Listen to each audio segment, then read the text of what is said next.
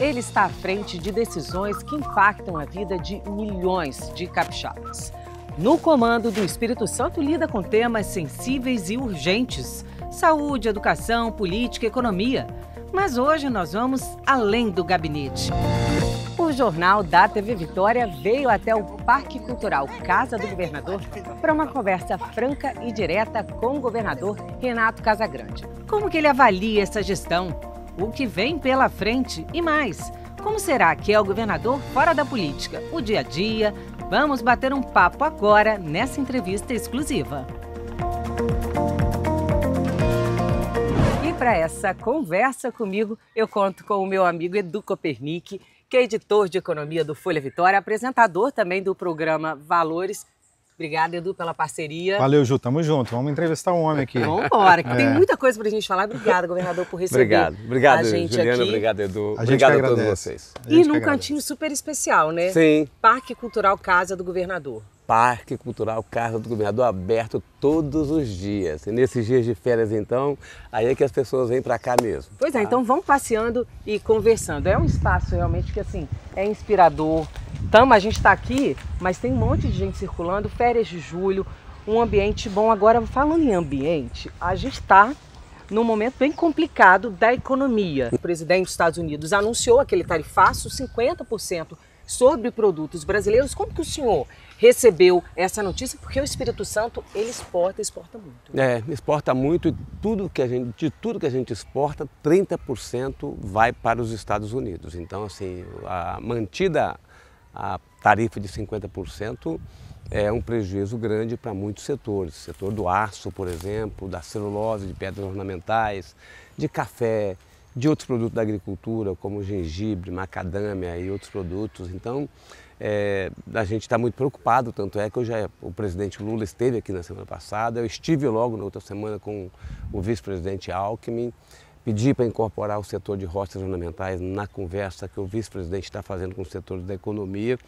E a nossa expectativa é que os Estados Unidos abram um canal de negociação. Até agora não abriu. Até agora não abriu, o governo federal está batendo na porta lá dos americanos, mas até agora não abriu, até porque o argumento que o Trump coloca é um argumento político, né? Não é um argumento econômico, é político, até porque as relações entre Brasil e Estados Unidos é uma relação em que é favorável aos Estados Unidos. Eles ganham, né? Eles ganham. Então o argumento dele é um argumento ideológico, e aí de fato o Brasil não pode aceitar, porque é uma ofensa à soberania brasileira você aceitar que um país possa interferir nas instituições brasileiras. Então, está correto a gente reagir veementemente, condenando qualquer agressão à nossa soberania, qualquer tentativa de mudar o funcionamento das nossas instituições, mas está correto também a gente buscar um diálogo. Então, até o fim, o governo brasileiro precisa buscar um diálogo com o governo americano. Mas, governador, é uma ação de nações, né? A nação brasileira tem que conversar com os Estados Unidos. E a gente o Espírito Santo fica no meio dessa briga. O que o Espírito Santo pode fazer? O que o senhor, o governo pode fazer? E como pensar daqui para frente? Pensar em diversificar os parceiros comerciais, procurar outros parceiros. O que cabe ao Espírito Santo nesse momento? Cabe, Edu, nesse Espírito Santo, a gente se articular com o governo federal. Sim, a primeira coisa é essa, assim, tem uma centralidade nessa articulação. Quem se relaciona com outro país, como você disse, é o governo federal.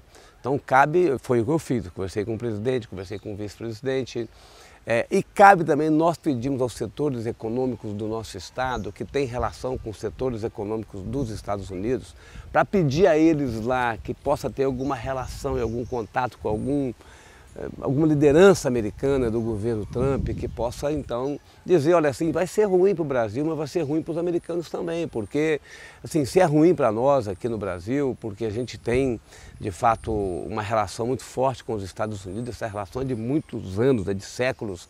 Também é ruim para os americanos, porque também o preço de produtos como suco de laranja, como café e outros produtos também encarece para os americanos, porque se você chega lá com um produto mais caro, também afeta a inflação, tanto é que a inflação americana já está subindo, já está crescendo. Então, assim, o que a gente tem que fazer é isso, a gente está articulado com o governo federal neste momento, e articulado com o setor produtivo brasileiro e o setor produtivo capixaba. O setor produtivo como é que o senhor encara o papel do setor produtivo nessa negociação? Porque o governo do senhor, a gente está no segundo mandato, o senhor já está no segundo, dessa segunda passagem, o segundo mandato do senhor. Todo mundo concorda que o governo do senhor tem uma parceria muito forte com o setor produtivo, com o empresariado. Qual é o papel do empresariado nessas negociações? Fazer essa articulação com o empresariado americano, assim, com seus parceiros, né? Quem vende café aqui, algum americano, tem relação com esse americano. Quem vende rocha ornamental tem uma relação com o empresário norte-americano. Então, assim, fazer essa relação e então, buscar uma pressão interna uma de pressão lá nos Estados Unidos para ir lá para o governo do Trump, tá certo? Porque veja bem, o argumento do Trump não é econômico, é político. Então, assim, só uma pressão política para mudar isso, tá certo? Ele sabe que a relação dos Estados Unidos com o Brasil é favorável a eles. Ele sabe disso, mas ele tomou uma decisão que é uma decisão de tentativa de interferência, então é uma decisão política. Então, só uma pressão política também lá, tá certo? É que vai fazer, poderá causar algum efeito. Estou vendo também que o Congresso Nacional está encaminhando representantes do Parlamento brasileiro ao Parlamento americano, que também pode ajudar nessa articulação. Mas a gente também sabe ou conhece pela imprensa um pouco daquilo que é o perfil do presidente Trump e a gente não tem uma estabilidade, nem uma noção e nem uma racionalidade nas reações dele. Então, o grande problema é que a gente não tem... não saber o que esperar, O que esperar, né? A gente não sabe o que esperar. A qualquer momento... Tá certo? Você vê que o governo brasileiro está tentando falar com o governo americano, já fez diversas reuniões e não conseguiu um contato de lá para cá. Não é uma relação e um canal institucional que funcione como funciona com qualquer outro país. Quando tem um problema com um país, o diplomata brasileiro se relaciona com o diplomata do outro país e estabelece um nível de negociação. Pode fechar um acordo ou não, mas tem um desfecho, né? Com o Trump no poder nos Estados Unidos, a gente não tem noção daquilo que vai ser a reação do presidente Trump. Agora, essa situação ali com o governo norte-americano, ela trouxe, de certa forma, um pouco de união aqui no Brasil, que a gente tem visto um país completamente polarizado, né? Sim. O governo federal, ele não consegue maioria no Congresso, ele tem tido um embate muito grande, não consegue aprovar. É verdade. Aprovar decretos, aprovar leis, não tem apoio no Congresso Nacional. E aí a gente tem visto isso a política indo um pouco para a justiça também, a exemplo do IOF, que o ministro Alexandre de Moraes, que veio validar o decreto. Como é que o senhor vê essa relação da política com a justiça aqui no país? Olha, primeiro assim, a reação, começando por etapas, a reação do governo federal teve apoio da ampla maioria da sociedade brasileira, que não quer ver um país como o Brasil, com a história que tem, com o peso econômico e político que tem, está submetido a uma interferência externa. Então, primeira coisa é essa. Segundo, além dessa confusão com os americanos, tá certo, que nós estamos acompanhando e vivendo, e acompanhando também outros conflitos, como o de Israel, na faixa de Gaza, Israel na Síria, né? A gente tem acompanhado essa escala de conflitos bélicos. Nós também temos os nossos problemas internos, que eles não desaparecem. Eles podem ficar até mais camuflados, né, quando tem uma crise mais forte. Nessa crise como mas eles continuam existindo. O que acontece no Brasil é um desequilíbrio institucional. Um poder judiciário com um protagonismo muito... com excessivo protagonismo, né, assim, se envolvendo em tudo. E lógico que ele é chamado a se envolver, mas ele também se envolve em tudo, então se envolve nas decisões do Executivo e do Legislativo. Então o Poder Judiciário está com um nível de poder exagerado, né, isso desequilibra. Nós temos um poder legislativo, um Congresso Nacional, que avançou sobre o orçamento do Executivo. Veja, 50% dos investimentos hoje do Executivo, esse percentual é controlado pelo parlamentar, pelos deputados e pelos senadores. Então, tem um excesso de ativismo do Congresso Nacional, que nós não vivemos num parlamentarismo, a gente vive num presidencialismo, e no presidencialismo o presidente tem que ter um controle do orçamento. E, na verdade, hoje o Congresso sequestrou um pedaço a metade desse orçamento de investimento. Então, isso é um desequilíbrio, enfraquece o Poder Executivo, enfraquece as instituições, dá ao Poder Judiciário a razão e a argumentação, a justificativa para ser mais protagonista, como foi o caso agora do IOF.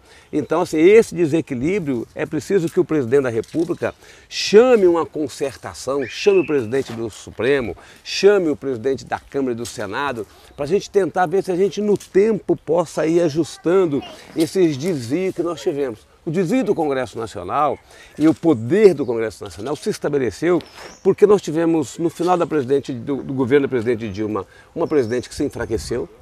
Nós tivemos depois o Michel Temer, que se enfraqueceu. O Bolsonaro não ligava para a política, terceirizou a política para o Centrão. Então o Congresso Nacional avançou sobre as tarefas do Poder Executivo. Então é preciso a gente tentar voltar com essa pasta para dentro do tubo. Diz que não tem saída quando a pasta sai do tubo, mas a gente tem que tentar agora fazer um milagre da concertação política, ver se a gente volta com essa pasta para dentro do tubo. Governador, todo mundo fala que o Espírito Santo é uma ilha de prosperidade no Brasil. É um estado com nota A em gestão financeira, é um estado com contas equacionadas. Como é que a gente faz, como é que o senhor faz, como é que tem que lidar com o Estado para blindar o Estado desses problemas que a gente vê acontecendo na política nacional? A gente viu o presidente Lula vetando aumento do número de parlamentares, o Congresso automaticamente já retaliou, fechando um pacote que é nocivo para o governo federal. Como é que a gente aqui fica nisso? Como é que o Espírito Santo fica nisso? A gente é uma ilha, sim, de Estado organizado, mas nós não somos imunes aos efeitos externos. Então, aquilo que acontece nas relações com os Estados Unidos afeta a gente aqui, pode aumentar o desemprego, pode afetar a receita do nosso estado. Por exemplo, a ArcelorMittal está organizando um investimento de um laminador de tiras a frio. Não sei se com essa taxa que se estabelece sobre o aço. Já na primeira vez falou que não seria viável se tivesse aumento da taxação. Então você vê que a gente tem uma organização diferenciada mesmo, mas nós não estamos imunes àquilo que acontece fora do Brasil e àquilo que acontece no Brasil. Mas a gente tem que cuidar daquilo que a gente pode cuidar. Então nós estamos cuidando bem do Estado do Espírito Santo. De fato, o nosso Estado é um Estado equilibrado, organizado, um Estado com maior investimento, maior percentual de investimento do Brasil hoje é o Estado do Espírito Santo. Primeiro lugar na educação, no ensino médio, primeiro lugar na média de redação, terceiro lugar na alfabetização das crianças, na idade certa. A gente tem bons investimentos na área de saúde, na área de segurança. Veja que a gente está conquistando vitórias importantíssimas na segurança pública. Então, a gente tem bons resultados. Então, assim, mantido um controle aqui do Estado, a gente tem que ser conservador nesse momento. O pessoal acha que eu sou mão de vaca, como se diz, pão duro, né? Mas eu sou pão duro com o dinheiro da população capixaba. Então eu controlo muito, vejo muito como a receita está, controlo muito a despesa. Depois dessa entrevista nossa aqui, eu vou ter uma reunião grande com planejamento, com Fazenda e com Secretaria de Governo para discutir isso, para a gente poder encaminhar os investimentos neste ano, com todo o controle do mundo. E a gente está conseguindo, Edu e Juliana, a gente está conseguindo resolver o nosso passado. Sim, se você é uma pessoa que tem problema com o seu passado, você não consegue caminhar bem no presente e projetar o seu futuro. Nós estamos conseguindo no Estado do Espírito Santo, modéstia à parte, no nosso governo, com a ajuda de muita gente, nós estamos conseguindo resolver o nosso passado. Nós estamos resolvendo uma agenda que é a agenda do século passado, do milênio passado, que é a BR-101, a BR-262, ferrovia para Minas Gerais, ferrovia para o Rio de Janeiro, Cais das Artes e não sei o que. Então, uma quantidade enorme que a gente tinha, que a gente tem ainda, mas é um passivo enorme que a gente tem e que a gente está dando solução para eles, tá certo? Então isso permite o quê? Se a gente não tiver muita desorganização internacional e muita desorganização nacional, a gente vai aqui continuar sendo um Estado que vai estar acima da média nacional, a gente vai conquistando vitórias importantes para a população capixaba. O senhor falou aí da questão das estradas. Vamos falar um pouquinho da BR-101, BR-262. Como é que estão essas obras? A gente está ali, por exemplo, na 101, aguardando aquela duplicação há muitos e muitos anos. Ficou travado, parou, voltou o contrato. O que segue daqui para frente? Segue agora já com obras, porque resolveu um assunto da concessão. Aquela concessão é uma concessão que o governo... que a empresa vencedora, lá ainda em 2013, que foi essa concessão, viu que tinha desajuste, desequilíbrio sobre o Tribunal de Contas e agora resolveu. Foi feita uma nova licitação, a mesma empresa ganhou, foi a única que participou e não tem mais nenhuma razão para ela questionar. Então agora o Tribunal de Contas acompanha, Tribunal de Contas da União, acompanha de perto, a Agência Nacional de Transporte Terrestre também, nós estamos acompanhando para que de fato haja os investimentos. Então a minha expectativa, já temos obra, que essas obras aumentem, tá certo? Neste ano ainda, no ano que vem, e isso vai permitir que a gente possa ter uma rodovia que é hoje uma rodovia perigosa. Quanta gente perde a vida, eu acho que todos os dias alguém perde a vida nesta rodovia. Todos os dias, né? Uma rodovia muito perigosa, então nós estamos muito determinados a acompanhar para que esses investimentos sejam feitos, a gente possa salvar vidas e melhorar a competitividade do nosso estado. Por falar em competitividade, governador, todo mundo fala do Espírito Santo como hub logístico. O que significa isso? Temos aí um complexo portuário que começa a operar em altíssima rotação. A gente tem um projeto importante do governo do estado no norte do Espírito Santo, que é o Parque Log BRES. Temos um novo porto privado que deve começar a operar no ano que vem, no começo do ano que vem. Temos uma zona de processamento de exportação privada, a primeira do Brasil, que vai ocorrer aqui em Aracruz também. E temos alguns outros gargalos para resolver, além da BR-101, que é a BR-262, a BR-259 também. Todo mundo fala muito disso. O senhor falou de passivo. O senhor vai conseguir, quando que o senhor vai conseguir entregar esses passivos para tornar realmente o Espírito Santo um hub de logística? Nós estamos conseguindo resolver a situação. A entrega é um pouquinho mais adiante, não vai ser fora do nosso governo. Mas a BR-101 está resolvida, a BR-262 eu busquei e decidi colocar 2 bilhões e 300 que cabe ao governo do estado no Acordo de Mariana para a gente começar a duplicação da BR-262. Este ano ainda o DENIT termina o projeto e vai publicar o edital para contratarmos as obras da BR-262. Então a gente começa as obras da BR-262, que é um sonho, né, para quem mora na região, para a agricultura, para o turismo, para quem tem investimento naquela região. Então a BR-101 e a BR-262, nós temos um encaminhamento de solução para que as obras possam de fato começar. A ferrovia que liga para Belo Horizonte e para o Triângulo Mineiro, para além de Belo Horizonte, vai até lá em Goiás, em Brasília, é uma ferrovia que agora o governo está discutindo a renovação da FCA, Ferrovia Centro-Atlântica, e também nós estamos acompanhando porque essa ferrovia vai receber investimentos, tá certo? E vai ser importante para melhorar essa conexão com Minas Gerais, com o centro do Brasil. E o governo federal tomou uma decisão, nós estamos acompanhando, de fazer um edital e vai publicar agora, ao final desse ano, o início do ano que vem, para a gente fazer a ferrovia, para que uma empresa privada que tiver interesse faça a ferrovia que liga aqui Cariacica, aqui Grande Vitória, até o Rio de Janeiro. Primeira etapa até o Porto de Açu, né, ali no norte do Rio de Janeiro. Isso vai nos atender muito, porque passa por Anchieta, na Samarco, passa pelo Porto Central, que é outro complexo portuário que a gente tem em obra lá no sul do estado do Espírito Santo. Então isso tudo vai consolidando o Espírito Santo como um hub logístico, um estado em que a gente possa ter uma opção boa, competitiva, de saída dos produtos do Brasil para o mundo, de entrada de produtos do mundo para o Brasil. Isso que a gente quer. O estado nosso é pequeno em população, não vai crescer muito a sua população, e nem nós queremos que cresça também tanto a população. Então nós temos que ser eficientes. Eu sempre falo, quem não é o maior precisa ser bom.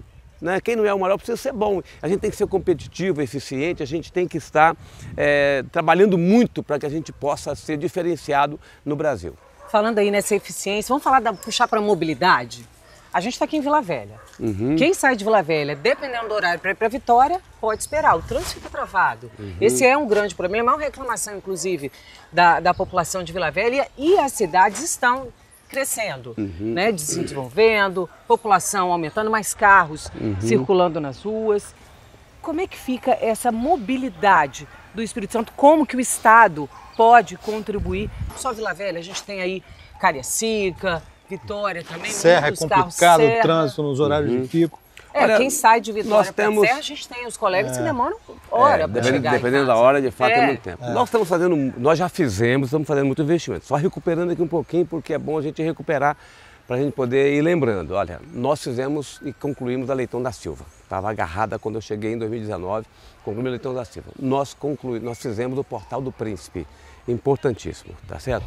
Nós fizemos a ampliação da ponte. A ponte tinha 2 faixas, nós colocamos uma faixa de cada lado e penduramos uma ciclovia de cada lado. Muita gente hoje vai trabalhar de bicicleta.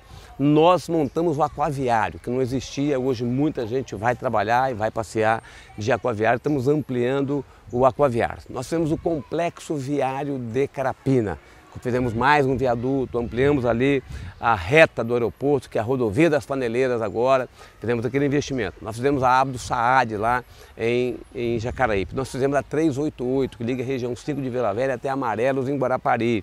Nós estamos agora fazendo, perto de inaugurar o contorno de Jacaraípe, né? ligando Jacaraípe até Nova Almeida. Vamos estar contratados, vamos fazer de Nova Almeida até a ponte de Piraquiaçu, um grande contorno metropolitano. Já contratamos o contorno de Viana, quem desce da BR-262 vai passar por ali e vai sair lá no Seringal, tá certo? De quem vai lá na BR-101 para Guarapari, vai conectar com a 388, que liga Amarelos até Vila Velha, região 5 de Vila Velha. Então, contorno de Viana que a gente está fazendo. Nós estamos também, vamos melhorar a Abdo Saad. A obra já está contratada, estou na fase de elaboração do projeto para poder começar a obra.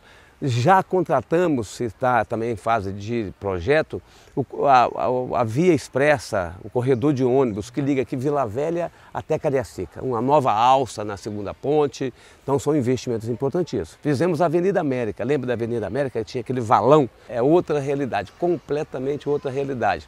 Fizemos 2 viadutos na Darli Santos. 2 viadutos na Darli Santos. Então, assim, estamos fazendo, mas é lógico que carro aumenta. Então, assim, a gente está fazendo, as prefeituras também estão fazendo. Então, é preciso que a gente possa ofertar alternativa de transporte público, que nós melhoramos, nós estamos renovando a frota do Transcol, tá sempre para as pessoas poderem ter a opção de usar o transporte público. Nós estamos fazendo ciclovia em todas as nossas obras, então quem quiser usar a bicicleta, hoje muita gente usa bicicleta elétrica, Edu só usa bicicleta sem ser elétrica. Eu já sei disso. Falando de região metropolitana e falando de um assunto que é muito caro para a região metropolitana, a gente precisa tocar no assunto da segurança, governador. O governo do estado tem apresentado números de queda de violência ao longo do período da medida histórica aí, desde 1996, quedas no número nos números de violência. A gente tem os números mais reduzidos do que nunca hoje. Como é que a gente avança daqui para frente? Porque ainda temos violência. O que falta para o governo alcançar segurança, não só para Grande Vitória, mas para o estado inteiro? Olha, nós estamos avançando. É bom sempre sim, porque na segurança pública, em todas as áreas, mas na segurança pública em especial, tem os dados e tem a percepção. Né? Os dados... A sensação de segurança. A sensação de segurança e os dados. Os dados são positivos, porque eu sempre lembro isso. Quando eu cheguei ao governo pela primeira vez, em 2011, o estado tinha quase 2.000 homicídios por ano. Nós fechamos 2024 com 852 homicídios. Então, todos os crimes a gente está reduzindo, todos eles, tá certo? Mesmo o maior desafio que a gente tem, que é o crime e a violência contra as mulheres, nós estamos reduzindo. Menos do que a gente queria, mas estamos reduzindo também. A gente passou um período em junho com 32 dias sem feminicídios, não é isso? Sem ter nenhum feminicídio. Então, assim, a gente está, os dados são dados que mostram que o caminho que a gente está seguindo é um caminho certo. Agora mesmo, vocês estão vendo como a gente está utilizando tecnologia na segurança pública. Nós já fizemos a prisão de mais de 250 pessoas foragidas da justiça que achavam que estavam seguros por aí afora, e a gente está lá prendendo com biometria facial, né? Identificando as pessoas, vai lá o policial, vê que de fato confirma que é a pessoa procurada. Então, a gente está levando tecnologia para a Polícia Civil, para a Polícia Científica, está levando tecnologia, né, para todo o trabalho na área de segurança pública. Temos hoje um cadastro biométrico, da biometria digital, biometria facial, de todas as pessoas do sistema prisional.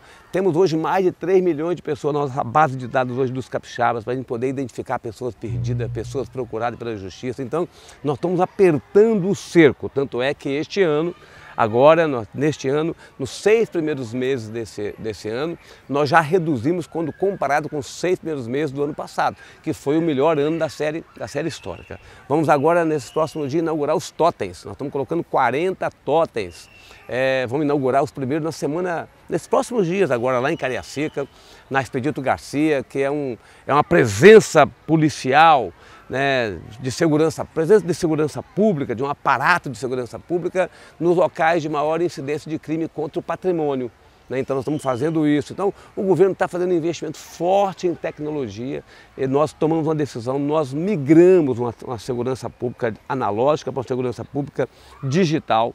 Todo o governo migrou para o governo digital, vocês estão vendo como a gente está hoje com um trabalho na área tecnológica forte, de oferta de serviços tecnológicos para a população, mas na segurança pública o salto é ainda maior. Eu não tenho dúvida, nosso desejo, nossa meta é colocar o Espírito Santo entre os 5 mais seguros do Brasil. A gente era o 2º mais violento, hoje nós somos o 15º mais seguro, né? E a gente quer colocar o Espírito Santo entre os 5 mais seguros deste país. E se a gente continuar com esse programa Estado Presente nos próximos anos, nós vamos chegar nessa posição. Falando sobre a tecnologia, nesse momento, o senhor recentemente assinou ali um contrato, uma PPP, uma parceria público-privada, quase 11 milhões de reais para esse programa, né, de Espírito Santo Inteligente, Cidade Inteligente, começando aí por Venda Nova. Vamos falar um pouquinho.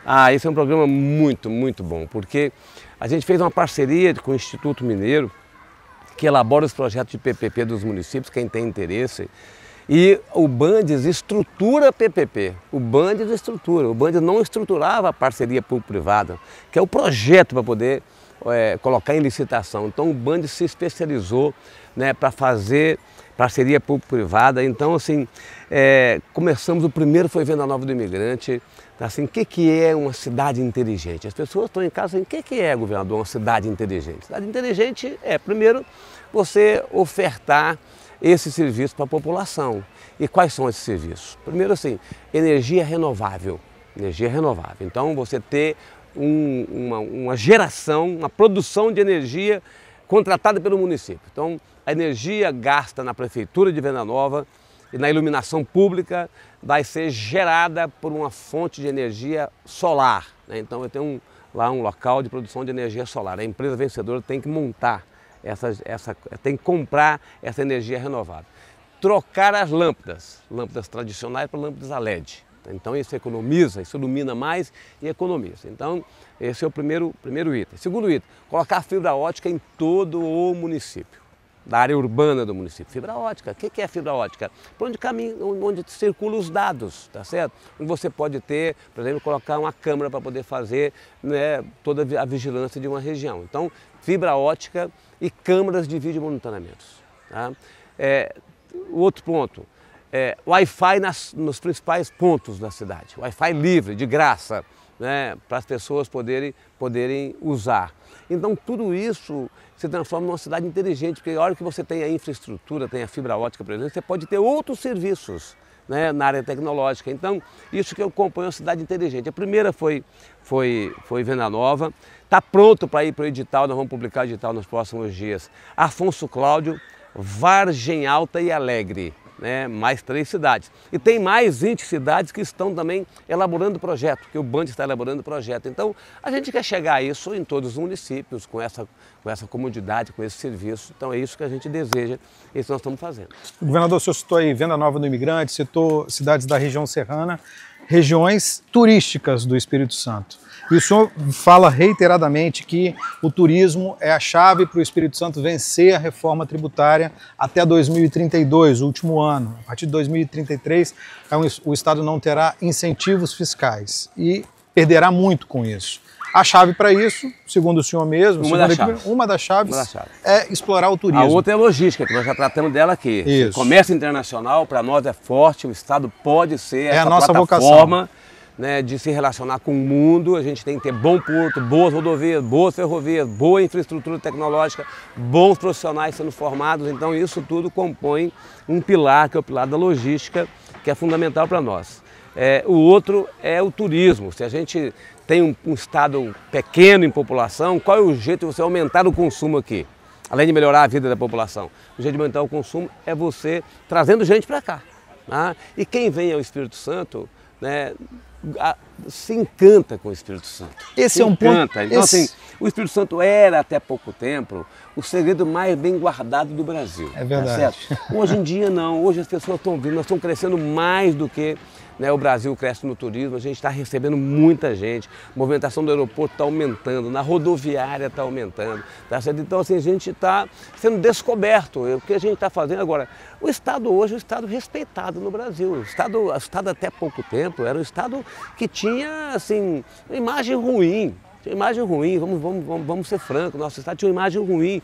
E nesses últimos anos a gente conquistou respeito dos brasileiros, os capixabas têm orgulho de morar no Espírito Santo e você só tem condição de atrair o turista para a sua casa se a sua casa estiver arrumada. Você não visita, você não recebe uma visita na sua casa se você não tiver com a sua casa limpa, organizada, arrumada, tá certo? Se você receber uma visita assim, a visita nunca mais volta na sua casa. Então, o Estado é a mesma coisa. Hoje os capixabas têm orgulho do Espírito Santo, então a gente recebe bem e pode ter certeza que o turismo vai crescer muito mais ainda no Estado. Governador, muita gente fala exatamente isso que o senhor falou, não conhecia, não sabia que o Espírito Santo estava desse jeito ou era desse jeito. O que falta para vender melhor o Espírito Santo fora do estado e fora do país também? E quais são os planos do governo para isso? Investimento, a gente vê estados como Paraíba, por exemplo, investindo muito no turismo, levando muitos empreendimentos. O que o estado tem de plano para isso daqui para frente? Comunicação dirigida, aquilo que cabe ao governo do estado, porque isso não é só o governo do estado, mas aquilo que cabe ao governo do estado é a comunicação dirigida. Todos vocês, das meios de comunicação, têm programas específicos de turismo. E é muito mais eficiente a gente fazer investimento nos programas voltados, especializados em turismo, e a gente alcança mais resultado. Então, rede social especializada em turismo, programas de televisão especializados em turismo. Então, isso é decisão nossa, a gente investir em programas especializados que divulgam os pontos mais importantes do nosso estado. Mas nós temos que ter, assim, tem um trabalho empresarial aí, tem os operadores de turismo, tem os agentes de viagem, tem os receptivos, essas pessoas têm que se movimentar também. A gente está trabalhando com eles porque tem um trabalho empresarial, tá certo? De você receber bem aqui, ter um bom receptivo, você ter um bom operador que venda o Espírito Santo, né? A gente na Feira dos Municípios, agora a gente ofertou diversos pacotes turísticos para as pessoas que foram à Feira dos Municípios. Então é um trabalho conjunto, né, que envolve o setor empresarial e envolve o governo do estado. Juliana, deixa... Tá. Eu já parar. É isso que você vai falar? Exatamente. A gente está aqui, Parque Cultural Casa Governador, um espaço aberto. Julho, mês de férias, cheio de criança aqui, ó. Muita criança. Tudo bem, gente? E hoje, nós estamos gravando aqui na sexta-feira, agora sextou. E o senhor mas sextará? não sextarei, né? Não, sextou, mas não sextarei. Hoje teve sonho. Teve sonho. 5 horas da manhã comendo sonho. Como é que 5 horas da manhã. Vamos falar um pouquinho desse momento. Quem te acompanha, governador? O governador virou influencer. Nas redes sociais, isso mudou um pouco. Mudou. Tá mais leve. Quem é o Renato Casagrande hoje? Assim? Eu acho que, veja bem, todo mundo diz que é preciso renovar, né? Mas a renovação não é só pessoas de idade nova, né? Nós temos que nos renovar todos os dias. Eu tenho certeza que você na sua produção se renova todo dia, você na sua produção se renova todo dia. Na política também. O mundo exige uma comunicação horizontal, direta, olho no olho, né? Conexão com as pessoas. E assim, e comida. Eu sempre fiz café da manhã, não é porque eu estou fazendo café da manhã, porque eu estou colocando na minha rede social. Sempre fiz café da manhã e chamo como testemunho minha esposa, tá certo? Assim, macarrão com carne de manhã, 5 horas da manhã é esse? Não, é o café da manhã. Sempre tomei sopa, café da manhã, banana da terra, inhamim, aipim. Banana da terra, ok, também fácil, mas... Então, assim, o sextou, mas não sextarei. Hoje, de fato, hoje foi o dia do sonho. Foi sonho com brigadeiro, brigadeiro de abacate. Gente, de abacate. logo cedo. Tá, logo cedo. Foi fritando excelente.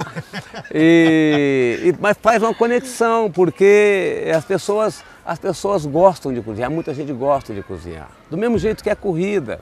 A corrida é outra, assim, não é, eu não comecei a correr para colocar na rede, eu já corria, porque a rede social não é não é um ator, não é um, como é que você chama? Um personagem. Não é um personagem que você é. Ou você é aquilo que você está ali, ou não dá certo. Exatamente, uma hora não vai dar certo. Não dá certo, então assim, corrida, eu sempre corri. Mas como é que tempo para treinar, governador?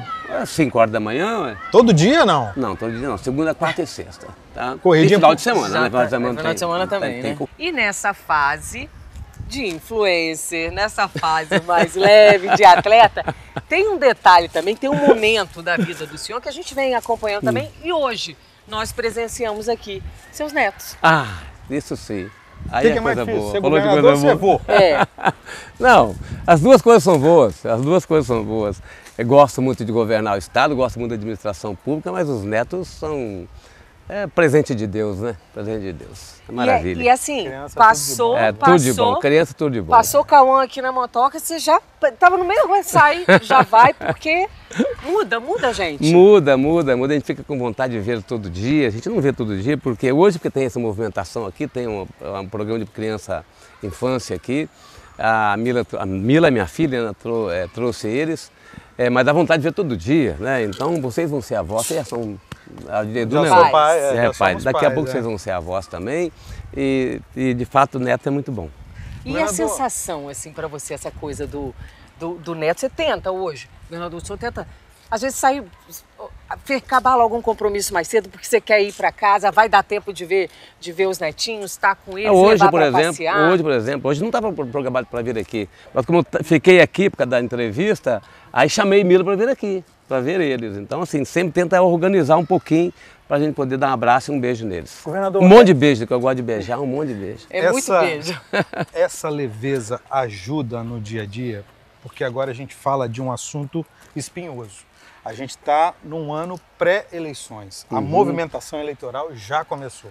A gente sabe que já começou. E o senhor tem, pelo menos até agora, no prefeito de Vitória, Lorenzo Pasolini, um adversário político, né? Uma corrente política diferente que se coloca para disputar as eleições do ano que vem, que o senhor não pode ser mais candidato. Tá? O senhor está no segundo mandato seguido, mas o senhor tem um grupo e também tem essa encrenca aí de quem é que vai ser o sucessor de Renato Casagrande. A gente tem o vice-governador Ricardo Ferraço, a gente tem o prefeito de Vila Velha, Arnaldinho Borgo, assim como tem também o deputado da Vitória, faz parte do grupo do senhor, também o prefeito Euclério Sampaio, também todo mundo querendo um espaço para assumir a cadeira do senhor. Normal, porque o governo está muito bem avaliado. Se o governo tivesse mal, ninguém queria ser candidato vinculado ao governador, né, ao governo.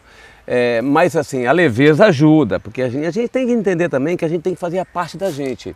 Mas a gente faz os planos, mas quem sabe de tudo é Deus. Então, assim, a gente faz o plano, a gente trabalha, né? Vamos fazer a nossa parte, mas é Deus que vai decidir de fato o que vai ser o futuro. Então, para nós é importante a gente chegar ao final de 2026 entregando um estado bom.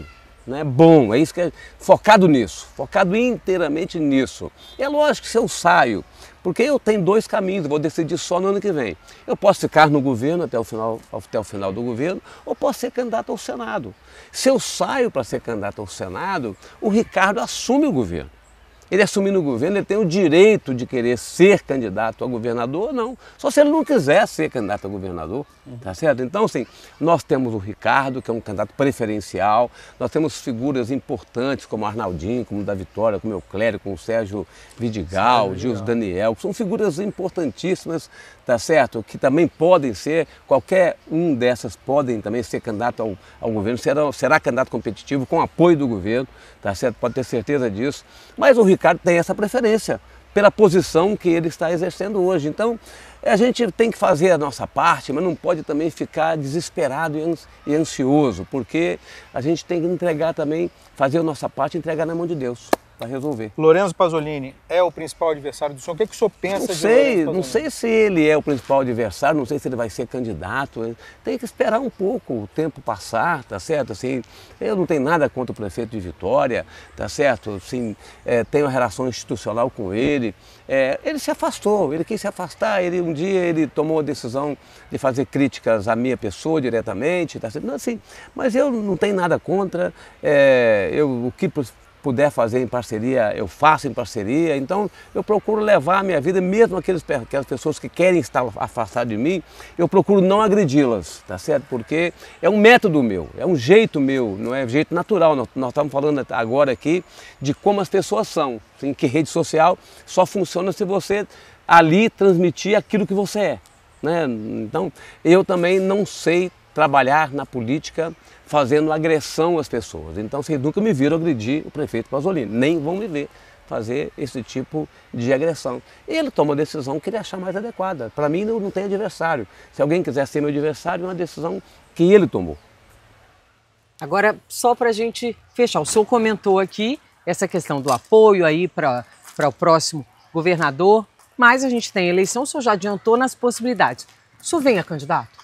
Pois ao Senado? Eu vou decidir isso só no ano que vem, Juliano, porque eu preciso ir avaliando o quadro, tá certo? Assim, eu tenho esses dois caminhos muito claros para mim. Eu posso ficar no governo até o fim, porque eu já sou também muito grato à população, a Deus, por ter me dado a oportunidade de governar esse estado 3 mandatos. Eu já falei para você isso, eu tinha um desejo de governar, um projeto de governar o estado por 2 mandatos seguidos. Então eu conquistei isso da população capixaba, então sou uma pessoa realizada na política, então eu posso ficar no governo, não tenho necessidade efetiva de ser candidato, e se tiver tudo organizado, eu posso ser candidato ao Senado. Então uma dessas 2 alternativas eu vou decidir no mês de março do ano que vem. Então a gente segue acompanhando. Já chegamos aqui ao final da nossa entrevista. Agradeço. Sextamos. Mas não sextarei. Mas não sextaremos, vocês vão trabalhar também. Com certeza. Nós temos trabalho. Até às 8 da noite. Muito bem. Então a gente abre aqui para o senhor mandar aí a mensagem de encerramento dessa entrevista especial aqui de hoje. Primeiro agradecer a vocês dois, né? A gente que agradece. É a segunda vez que a gente faz esse circuito aqui, conversando sobre os interesses do Estado do Espírito Santo. Então, eu quero agradecer muito a vocês, a rede também, e dizer ao povo capixaba que Deus me dando saúde, nós vamos seguir em frente, melhorando a vida de cada um de vocês, trabalhando para que isso possa acontecer a cada dia. Obrigado e um abraço a todos. Muito obrigado, governador. Obrigada. Obrigado, Valeu. gente. Um ótimo dia. Vocês são... É isso, eu estava esperando isso.